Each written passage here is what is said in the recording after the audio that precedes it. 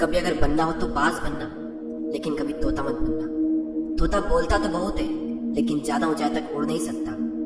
बाज बोलता बहुत कम है, लेकिन सबसे ऊंचाई पर उड़ता है और बाकी पंछियों का राजा होता है एक बाज। आज मैं आपको 5 ऐसे पॉइंट्स बताऊंगा जो कि हर इंसान को बाज से सीखना चाहिए और लाइफ की बहुत बड़ी लर्निंग है इन 5 पॉइंट्स में। पहला लेसन, ईगल फ्लाई अलोन। बाज अकेले उड़ता है और बाकी पंछियों के मुकाबले सबसे ऊंचाई पर उड़ता है। बाज अकेले उड़ेगा, लेकिन कभी भी चिड़िया और छोटे पंछियों के साथ नहीं उड़ेगा।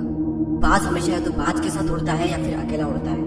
और इस समय यह सीख मिलती है कि छोटी सोच वाले लोगों से हमेशा दूर रहें और अकेले रहो, क्योंकि यही वो समय है जब खुद को जानने का असली मौका मिलता है।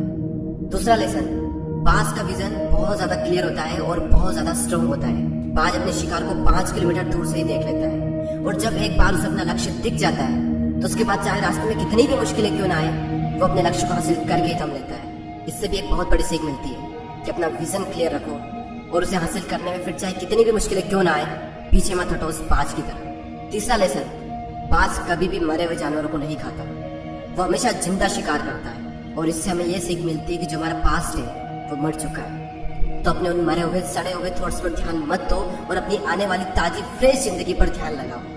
अपने पास्ट की पुरानी यादें जो तुम्हें तंग करती है उन्हें वहीं रहने दो जहां पर उसकी जगह है, और तुम्हारे पास्ट की जगह है तुम्हारे पास्ट में, उसे वर्तमान में जगह मत दो।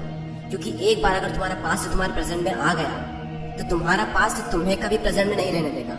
पास्ट में तुम्हारे साथ कितना भी बुरा क्यों ना हुआ, वो सब यादें वो सब थॉट्स मर चुके हैं, और उस बाज की तरह बनो जो कभी भी मरी हुई चीजों को नहीं खाता।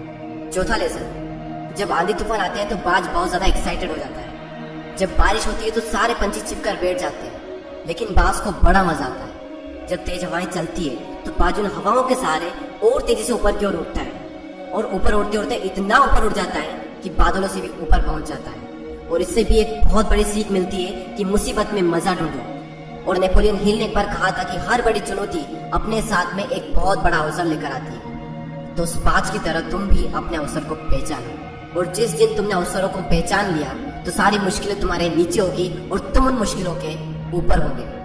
फिफ्थ लेसन, बाज अपने घोंसलों में से सॉफ्ट घास को हमेशा निकाल देता है ताकि बाज का जो बच्चा होता है वो उसमें कंफर्टेबल ना हो सके, क्योंकि अगर वो घोंसले में कंफर्टेबल हो गया तो वहीं रहना पसंद करेगा।